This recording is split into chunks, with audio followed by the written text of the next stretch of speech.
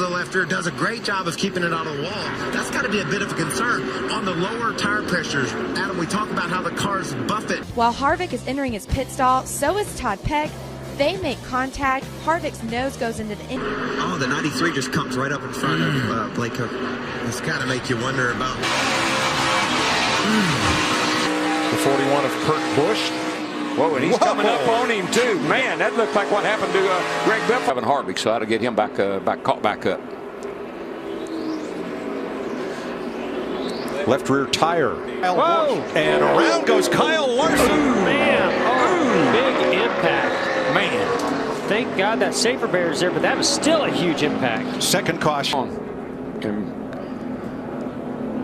Straight into the safer barrier. Watch that safer barrier. Watch that thing flex and shoot that car back out.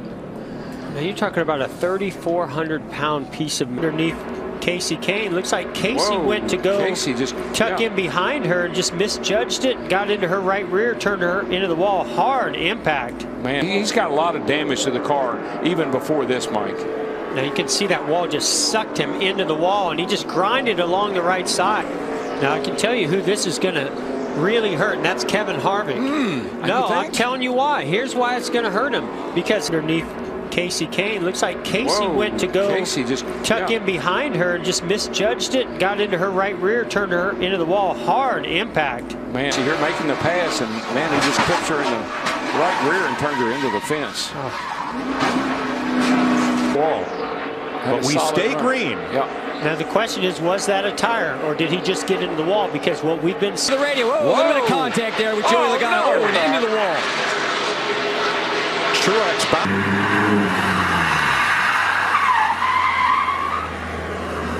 On the brakes, going down the gears, and just tucking the front. Probably a carbon copy of what happened to Rodriguez with his crew. In fact, that's the reason why. That's the reason why, and it's a third crasher. That's a fairly tricky turn. If anything, they go down losing the rear on the exit, but that was a sharp crash as well. It was. Here we go.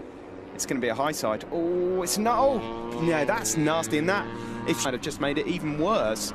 As he high sides, yeah, he does. Oh, dearie me. Yeah, the rear just stepping. That's a session over for him. Front washes away as he tried to follow his teammate Jakob Kornfeil through turn 9. It's at the moment. Let's just have oh, blimey, that was a quick one as well. We didn't see the start of the crash, but Niccolo Antonelli has gone down again. Light of, is that Nora Din, I believe. Oh, and what about Nora Din?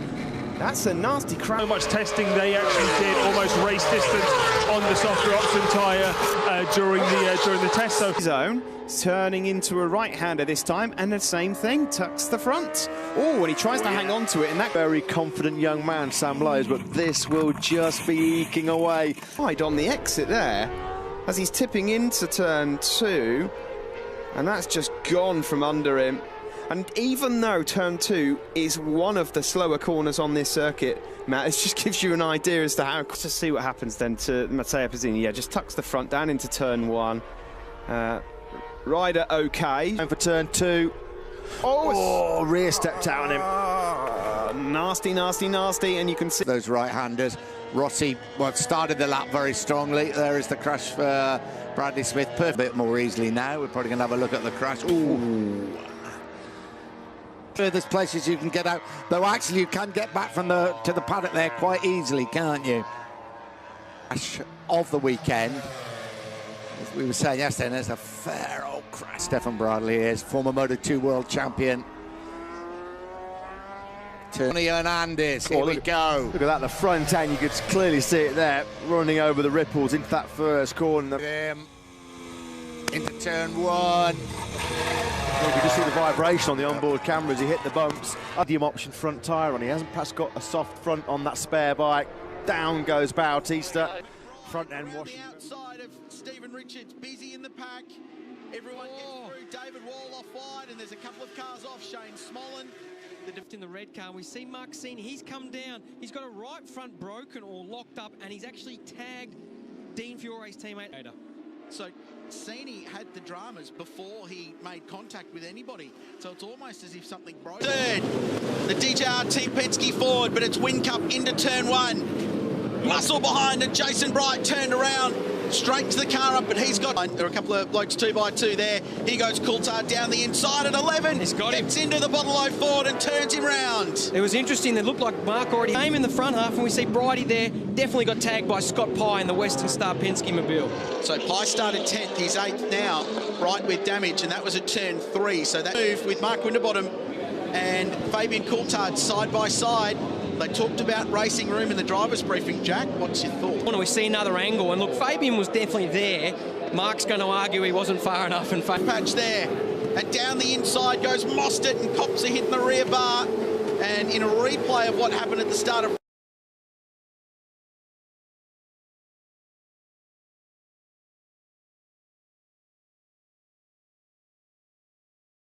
reigning Australian GT champion Christopher Mees. Oh, there's cars everywhere. Very expensive crash happening in the background. Of course, these have very expensive front bars on them with green and red car of Beardo just dropped out a shot. We might see the tail end of that there. That's Largo getting turned around. By an Aston Martin, I think, of George Madiki. Calls the hip and shoulder. Let's look a bit further back. All 3 Lamborghinis in the field were caught up in that. The Taplin real estate car. Goes, he's diving down the inside of Ferrari number 68, where he really justify him. Up at this end of the pit lane, it's a very similar situation, the 81, but we've got Action Express. Both cars are, they've got wet weather tires standing by.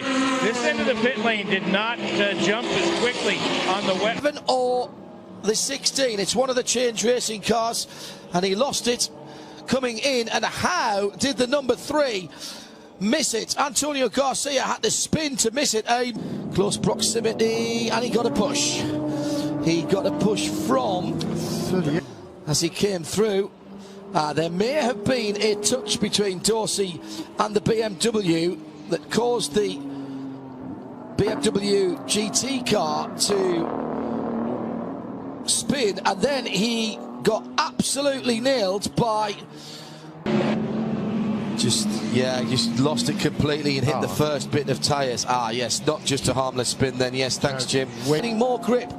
Now another issue and another straight on for the 3rd place in the PC category. He put on fresh tyres just a little while ago, and he is absolutely flying now. He's worked his way from the back of that pack. He rejoined. He's fine, and then just goes on the white line on driver's left, spears across the track and hits the pit wall very hard indeed at the JDC Miller Sport.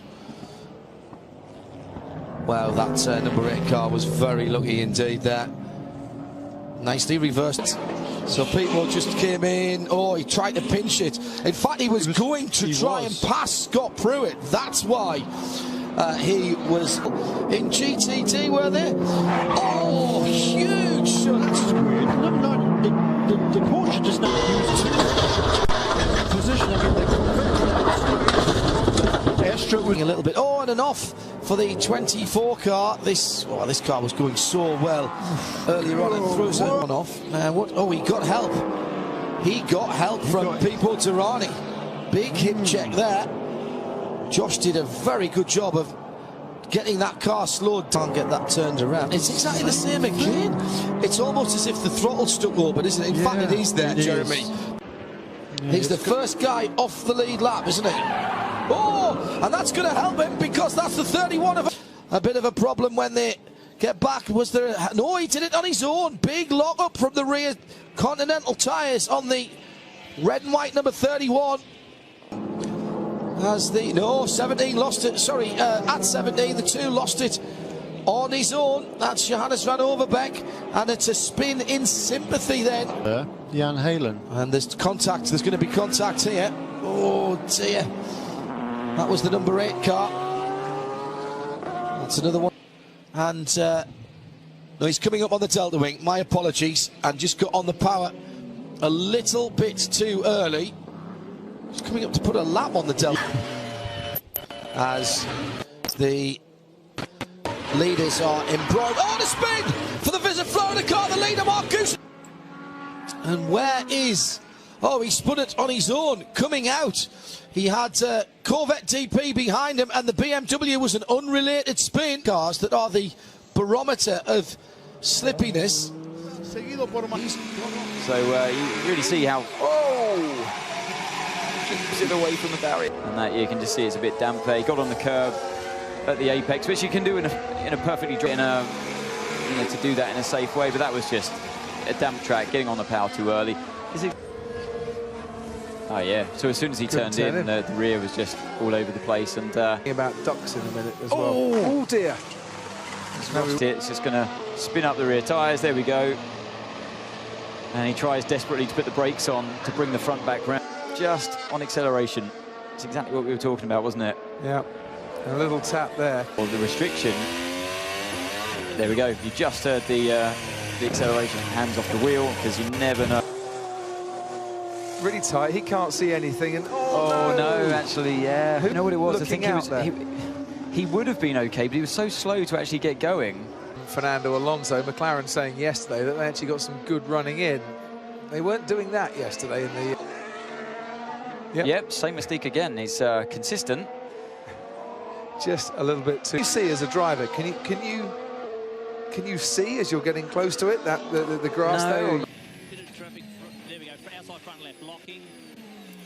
And that tyre, they've both gone straight. So this, you said, Lewis Hamilton gets bogged down behind his teammate there. Yeah, and it did touch his front wing. He's lost the problem if you start trapping the drivers in there effectively. As we see a replay of the incident, the stewards will be looking at this after the race. Martin Donnelly, by the way, the race steward for this week. And he will be sitting down to look as... Alonso was going up the inside of him. McLaren, who's a fan of Fernando Alonso, is just watching the race here today, but Alonso walking away. Really nasty smoking. Kimi's just started. There's a little fire coming out of the top of the airbox. Come on, someone get with the extinguisher. Year running, Kimi Räikkönen races. We'll put it this way, if he wasn't wearing a crash helmet, he would have had a singed corner on the track. His teammate locked up, that's what happened. Hard. Sainz locked up. Yeah. Sainz. Yeah, here we go. That's been sort of coming all afternoon, hasn't it? But Verstappen lost. Haven't they? Rosberg's. Oh, he's gone. Oh, he's very gone. wide. Sebastian Vettel has debris.